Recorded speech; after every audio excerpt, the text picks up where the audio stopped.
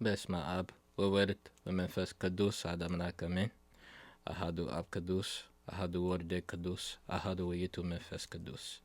Amen. Salam everyone. Hello and welcome to yet another video on this channel. Yeah, so today we're going to talk about theology. We're not going to talk theology. Well, we kind of are, but we're not going to talk about like theological heavy stuff, if you know what I mean. So, there usually is this word that floats around in the Christian sphere, whether it be in Christian content, whether it be in real time. You'll hear this word a lot, and that word is exactly the one that I just used, theology. Now, what is theology? Theology is, and by definition, is the study of who God is. And a couple of things that fall under that umbrella would be, of course, your Christology, so your study of who Christ is, your Mariology, so the study of who Saint Mary is, the Theotokos, and as well as your soteriology, so the study of how you're saved. And of course, that ties into your ecclesiology, your sacramentology, and things like that, and so on and so forth. Now, I do remember in my time as a Protestant, like that's all I used to just chalk theology up to, right? It's just a study of who God is and what his plan is for humanity, right? So, in totality, really just who God is. So, that would probably fall into like Trinitarian theology, as well as soteriology. So, how am I saved? Who is God and how am I saved? Never really accounted for those other things, such as, Mariology, Christology. I just didn't think that stuff was, important. But when I came to the Orthodox faith, I soon found out that these things would actually be very important, right? Because you find out that everything in theology is linked. Nothing really works in isolation. It's only in evangelical and Protestant spaces that you have this understanding that everything in theology doesn't necessarily have to work together. Some things can work in isolation. Whereas though in Orthodoxy, and as well as Catholicism, you find that theology, like everything has to be consistent. Everything has to work together, right? Everything has to work in harmony. Otherwise, if something is, lacking, or if it falters, or if there's something, iffy about a certain view and stuff like that, then you're pretty much in trouble. For example, like with Nestorianism. If I was a Nestorian, I'm in big trouble when it comes to my soteriology. Because if Christ is just a mere man, then how do I not fall into breaking the second commandment?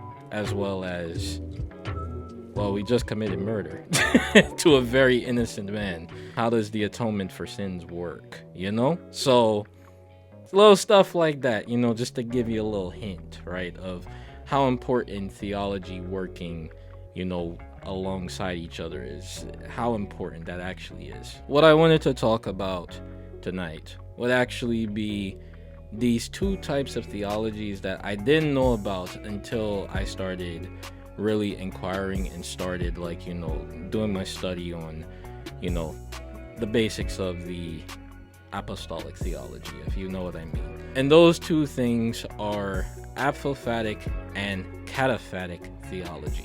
Now, it's only in these circles, right, of Oriental Orthodoxy, Eastern Orthodoxy, and Catholicism where I've actually heard these terms. I've never actually heard these terms outside of these schools of thought. So these two types of theology, right, are very, very, I would say, functional. Like I'll paint a picture for you, right?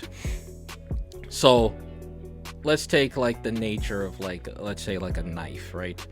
A knife, right, it can be pretty, it's not a good or a bad tool. It's functional, right? So I could use a knife for, spreading my jam on my sandwich, or, cutting the bread of my sandwich, or just, to cut like my food and stuff like that.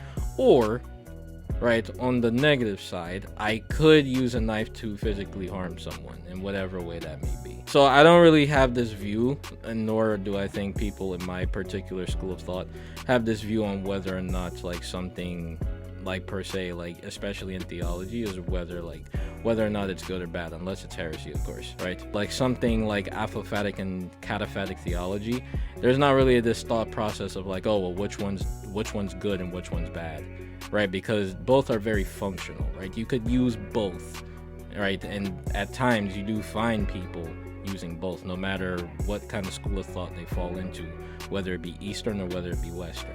But you do find how both influence both of these schools of thoughts, right? You will see very much in the Eastern point of view, apophatic theology is very much used a lot and is very like emphasized. Now, neither are bad, both are functional, right?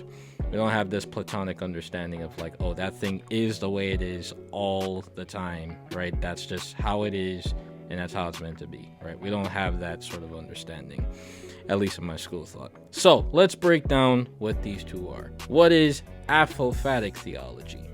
Apophatic theology is when you speak of God in terms of what I would say negatives. Right. Now, what I don't mean is negatives as in like, God is bad, right?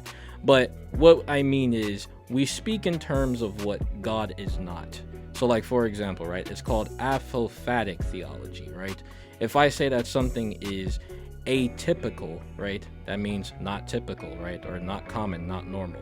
If I say that someone is apathetic, right, that just means that they don't care, right?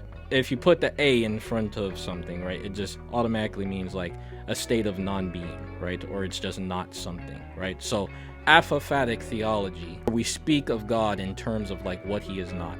So for example, God is not a man, right? Another example, God is not unjust, right? For another example, God is not a liar, right? Another example, in God there is no darkness. You get an idea, right? And this actually makes sense for the Eastern point of view, because in the Eastern point of view, right, we have this thing called mysticism, right? And so we really try to preserve the mysticism of God, right? We don't really speak in terms of definites. Kind of think of it like rap in a way. You know how people, they say in East Coast hip hop is very subliminal and stuff like that. Think of the East in that sort of way too, right? Like we kind of beat around the bush. We don't feed you too much. We kind of like leave you to think on stuff, we kind of lead you to ponder on stuff without revealing too much, if that makes sense. With mysticism, it's kind of the same way. We don't want to cheapen God and his infinite glory, so we kind of like leave stuff alone pretty much. And we kind of just leave that ability to ponder right there pretty much. So yeah, that's apophatic theology.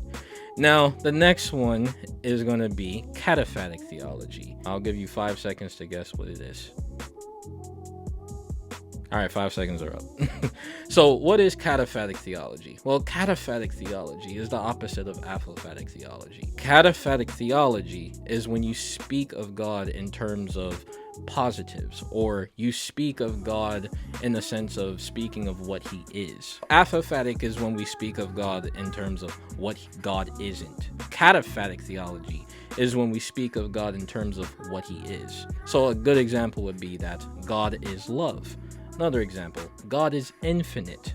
Another example, God is just. For another example, God is a father. Now, the reason why I say that you kind of see this more in the Western school of thought, or the Western point of view, would definitely have to do with, like, say, for example, right, you have this controversy on, like, essence energy's distinction from the Palamite sort of point of view, and the sort of, like, Thomist on the West. You have this sort of, like, Thomist and sort of like divine simplicity sort of view. It's in these sort of schools where you kind of start to see on both extremes, that you start to see like where both theologies, whether it's apophatic or cataphatic, have a very big influence on both schools.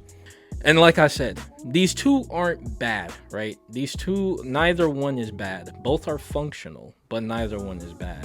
That is both cataphatic theology and apophatic theology. That's all for this video. Hope you enjoyed. Make sure you like, comment, subscribe, and I will see you in the next one. All right. On that note, Bes ma'ab huwert v'mefesh kadus adam lak Amen. Ahadu Ab Kadus, Ahadu Worde Kadus, Ahadu Wayetu Mefes Kadus. Amen. Christ be with you. See you later.